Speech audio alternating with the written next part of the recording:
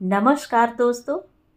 कहानियों की श्रृंखला में आज सुनेंगे वरिष्ठ कथाकार रूप सिंह चंदेल जी की कहानी हादसा। तो आइए सुनते हैं कहानी।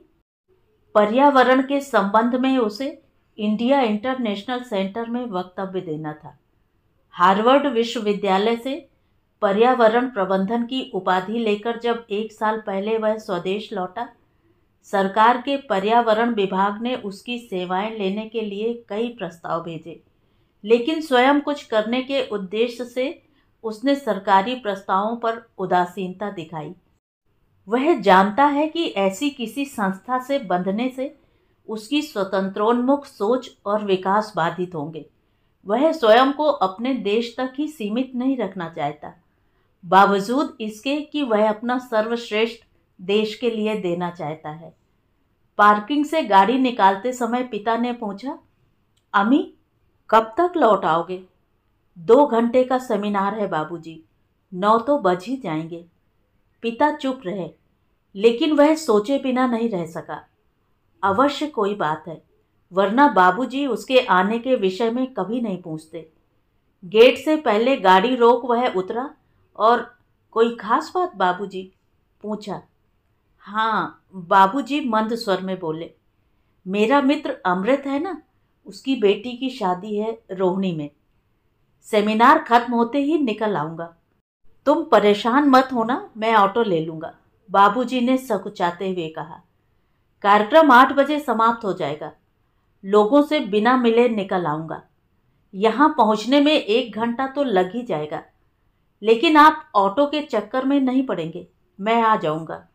उसने पिता को बाय किया और गाड़ी स्टार्ट कर सड़क पर उतर गया। अमित जब हार्वर्ड पढ़ने गया था, माँ जीवित थी। पिता रेल मंत्रालय से निदेशक पद से अवकाश प्राप्त कर चुके थे। माँ बाप का वह इकलौता बेटा था। उन लोगों ने कभी अपनी इच्छाएं उस पर नहीं थोपी।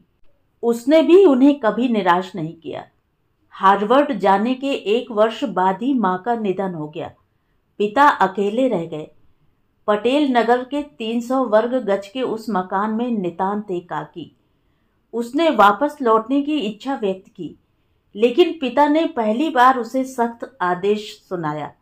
मेरे लिए लौटने की बात तुम्हारे दिमाग में आई कैसे अम्मी? अपनी शिक्षा पूरी करो।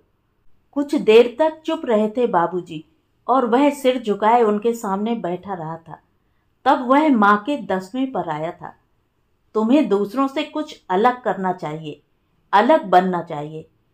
मेरे लिए अगले 10 वर्षों तक तुम्हें कुछ सोचने की आवश्यकता नहीं है। नौकरी से अवकाश ग्रहण किया है, शरीर और मन से नहीं। वंदना तुम्हारी माँ थी तो अधिक बल था, लेकिन पिता फिर चुप हो गए थे। अतीत में खो गए थे वह। कुछ देर की चुप्पी के बाद वह धीमे स्वर में फिर बोले, तुम्हें कुछ ऐसा करना है जिससे देश, समाज, देशांतर को लाभ पहुंचे।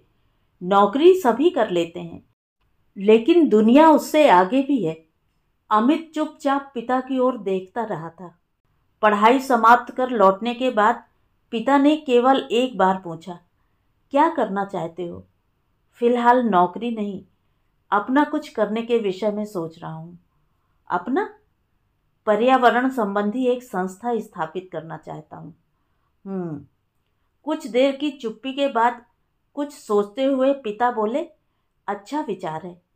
संस्था को लेकर उसने देश के पर्यावरणविदों से सलाह करना प्रारंभ कर दिया। इसके परिणाम स्वरूप सरकारी और गैर सरकारी संस्थाओं ने पहले उसे अपने सेमिनारों में श्रोता के रूप में, फिर वक्ता के रूप में बुलाना प्रारंभ कर दिया था। सेमिनार खत्म होते ही वह निकलने लगा। चाहता था कि कोई उसे देखे, टोके, रोके, उससे पहले ही वह गाड़ी में जा बैठे, लेकिन वैसा हुआ नहीं। वह हॉल से बाहर निकला ही था कि सामने दिल्ली के प्रसिद्ध पर्यावरणविद डॉक्टर मुरलीधरन टकरा गए। क्या खूब बोलते हो नौजवान। पकी दाढ़ी और सफेद बालों में स्पष्ट वैज्ञानिक दिखने वाले मुरलीधरन बोले, डॉक्टर सुनीता नारायण को तुम जैसे युवकों से परामर्श लेना चाहिए। सर, वह बहुत विद्वान हैं, विश्व में उनकी पहचान है। मैं तो अभी। यही ना, कि अभी कम उम्र कम अनुभवी हो। ठठाकर हंसे मुरलीधरन तो वह संकुचित हो उठा। दोनों देर तक चुप रहे।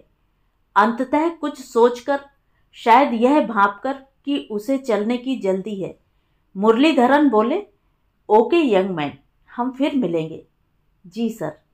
वह गाड़ी की ओर बढ़ा, यह सोचते हुए कि अनुभवी लोग चेहरे से ही अनुमान लगा लेते हैं कि कोई क्या सोच रहा है। वह सामान्य गति से गाड़ी चला रहा था, कभी तेज गाड़ी चलाता भी नहीं। वह दिल्ली की सड़कें और ट्रैफिक की अराजकता वह 45-50 तो कहीं कहीं 20-30 की गति से चला रहा था। ताल कटोरा स्टेडियम के पास गोल चक्कर पर ट्रैफिक कुछ अधिक था। उसकी गाड़ी रेंग सी रही थी। तभी उसके बगल में हट्टा कट्टा लगभग 32 वर्ष के युवक ने अपनी पल्सर रोकी और चीखता हुआ बोला, गाड़ी चलानी नहीं आती? गाड़ी को टक्कर मार देता अभी। वह भौचक था क्योंकि उसकी जानकारी में कुछ हुआ ही नहीं था। उसने धीमे और सधे स्वर में, जैसा कि उसका स्वभाव था, कहा, टक्कर लगी तो नहीं? वह कुछ समझ पाता उससे पहले ही मोटरसाइकिल सवार ने मोटरसाइकिल आगे बढ़ाकर उसकी कार के आगे लगा दी। वह गोल चक्कर पार कर शंकर रोड चौराहे की ओर कुछ कदम ही आगे बढ़ा था। उसने गाड़ी रोक दी। मोटरसाइकिल सवार युवक उसकी ओर झपटा। वह कुछ समझ पाता उससे पहले ही उसने उसे गाड़ी से बाहर खींचा और फुटपाथ की ओर घसीटने लगा। बात क्या है? आप ऐसा क्यों कर रहे हैं?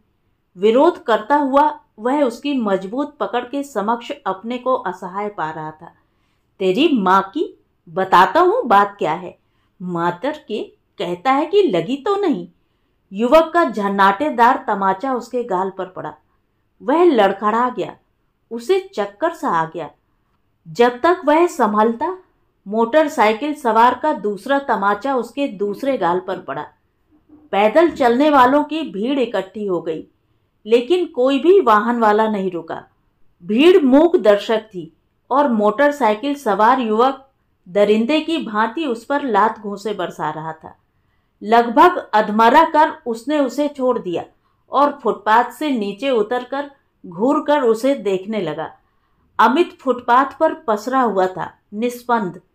भीड़ में कुछ लोग अपनी राह चल पड़े थे, कुछ खड़े थे, लेकिन उनमें अभी भी साहस नहीं था कि वे अमित को उठा सकते, क्योंकि मोटरसाइकिल सवार वहीं खड़ा था, अमित को घूरता हुआ। लगभग 10 मिनट बाद उसने आंखें खोली और किसी प्रकार उठकर बैठा। बैठते ही उसका हाथ मोबाइल पर गया। उसका दिमाग जो सुन्न था, अब काम करने लगा था। पिता को यह बताने के लिए कि पहुंचने में उसे कुछ देर हो जाएगी। वह उनका नंबर मिलाने लगा। उसे नंबर मिलाता देख मोटरसाइकिल सवार झपटकर फुटपाथ पर चढ़ा और उससे मोबाइल छीनते हुए उसके जबड़े पर मारकर चीखा, धी के, पुलिस को फोन करता है साले, इतने से ही सबक ले। शुक्र मना कि बच गया। उसने अमित का फोन जेब के हवाले किया, मोटरसाइकिल स्टार्ट की और अमित के इर्द गिर्द खड़े लोगों को हिकारत से देखता हुआ तेज गति से शंकर रोड चौराहे की ओर मोटरसाइकिल दौड़ा ले गया। अमित फिर फुटपाथ पर लेट गया। भीड़ फुसफुसा रही थी, अस्पताल ले जाना चाहिए। कैसा दरिंदा था, रुई की तरह धुन डाला। पुलिस को फोन करना चाहिए। पुलिस के लफड़े में पड़ना ठीक नहीं। वह कोई गुंडा था। दिल्ली में ऐसे लोगों की संख्या बढ़ती जा रही है। दिल्ली गुंडों, बाइकर्स के आतंक में जी रही है और पुलिस असहाय है। भाई, पुलिस वालों के वे साले जो लगते हैं, हफ्ता पुजाते हैं। असहाय वसहाय कुछ नहीं है। जिसने हफ्ता नहीं दिया, हवालात उसके लिए है। एक दूसरी आवाज़ थी, राम सेवक, तुम्हें गाड़ी चलानी आती है ना? किसी ने अपने साथी से पूछा। आती है। फिर हम दोनों इन्हें राम मनोहर लोहिया अस्पताल ले चलते हैं, इन्हीं की गाड़ी में। अमित सभी को सुन रहा था। उसने आंखें खोली। 2 लोग उसके ऊपर झुके हुए थे, दूसरे कुछ हटकर खड़े थे। बाबू, हम आपको अस्पताल पहुंचा देते हैं। अमित चुप रहा। हाँ, आपकी ही गाड़ी से। धन्यवाद। अमित फुसफुसाकर बोला, आप लोग कष्ट ना करें, मैं ठीक हूँ। राम सेवक और उसका साथी एक दूसरे के चेहरे देखते कुछ देर खड़े रहे, फिर बिरला मंदिर की ओर मुड़कर चले गए। लगभग 15 मिनट बाद अमित ने साहस बटोरा और उठ बैठा। सिर अभी भी चकरा रहा था। उसे चिंता हो रही थी उसकी प्रतीक्षा करते बाबूजी की। वह अपने को रोक नहीं पाया। आहिस्ता से फुटपाथ से नीचे उतरा, गाड़ी में बैठा और चल पड़ा। एक्सीलेटर, ब्रेक और क्लच पर पैर ढंग से नहीं पड़ रहे थे, फिर भी वह धीमी गति से गाड़ी चलाता रहा। राजेंद्र नगर की रेड लाइट तक पहुंचने में उसे काफी समय लगा। चौराहा पार कर वह किसी तरह पीसीओ से पिता को फोन करना चाहता था, लेकिन जैसे ही वह रेड लाइट के निकट पहुंचा, वहां का दृश्य देख उसे चक्कर सा आता अनुभव हुआ। रेड लाइट से कुछ पहले बाईं ओर एक मोटरसाइकिल पड़ी हुई थी और उससे कुछ दूर एक युवक के इर्द गिर्द खड़े कई लोग पुलिस को कोस रहे थे। उसने सड़क किनारे गाड़ी खड़ी की, उतरा। कुछ देर पहले अपने साथ हुआ हादसा उसके दिमाग में ताजा हो उठा। तो यह उस युवक का नया शिकार था। उसने सोचा और धीमी गति से आगे बढ़ा। चोट के कारण वह तेज नहीं चल पा रहा था। टक्कर इतनी जबरदस्त थी, शुक्र है कि गाड़ी इसके ऊपर से नहीं गुजरी। भीड़ में कोई कह रहा था, किस गाड़ी ने टक्कर मारी? कोई पूछ रहा था। ब्लू लाइन बस थी, मैंने देखा, मैं उस समय उधर पेशाब कर रहा था।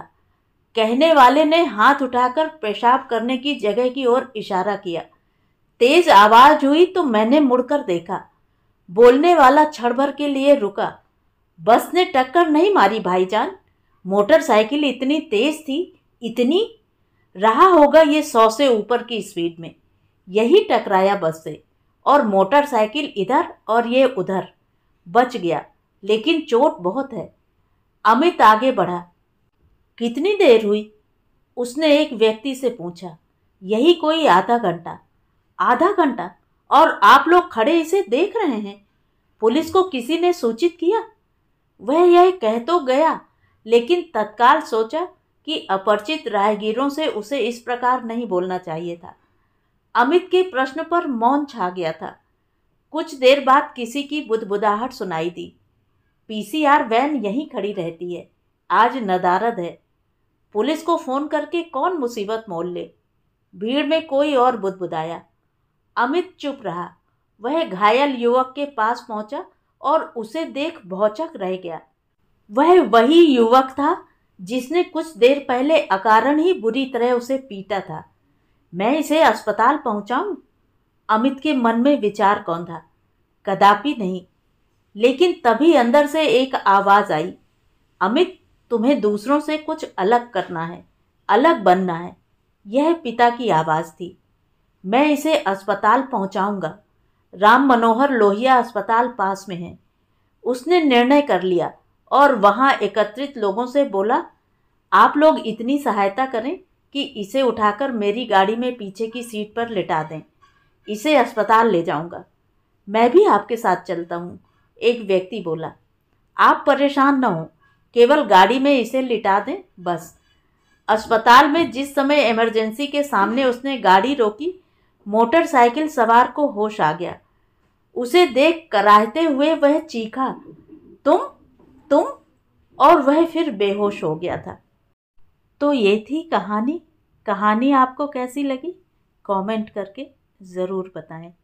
और अगर मेरे द्वारा सुनाई हुई कहानियाँ आपको अच्छी लगती हैं और आप मेरे चैनल पर पहली बार आए हैं तो चैनल को सब्सक्राइब ज़रूर करें, लाइक करें और अपने दोस्तों और परिचितों में शेयर भी करें। बेल आइकन दबाना बिल्कुल भी ना भूलें।